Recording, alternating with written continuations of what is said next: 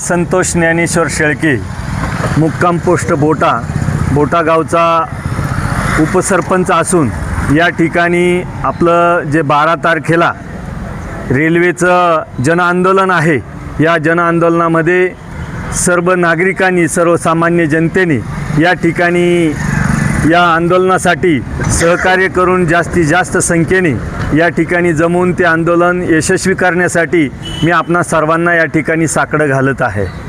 या ठिकाणी 2019ला जी रेल्वेची मोजणी झाली होती, पुणे नाशिक रेल्वे पश्चिम पट्ट्यातून जी मोजणी झाली होती, तीच मोजणी अधोरेखित करून सरकारने त्या मार्गानेच रेल्वे न्यावी अशी सरकारकडे आम्ही सर्वजण या ठिकाणी मागणी करत आहोत। या रेल्वेमुळे बोटा साकूर पठार भाग असेल, त्याचबरोबर बेलापूर ब्राह्मणवाडा पठार भाग असेल, या संपूर्ण पठार भागाचं या रेल्वेमुळं नंदनवन होणार आहे।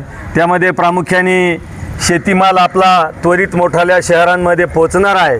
तर जो नोकरदार वर्ग आहे, जो पुणे मुंबईला वास्तव्य करतो आणि त्याच ठिकाणी राहून त्या ठिकाणी आपल्या पोटाची उपजीविका करत असतो, तो नोकरदार वर्गसुद्धा या ठिकाणी रेल्वे गेल्याच्या नंतर या ठिकाणी दररोज घरून येऊन जाऊन करू शकतो।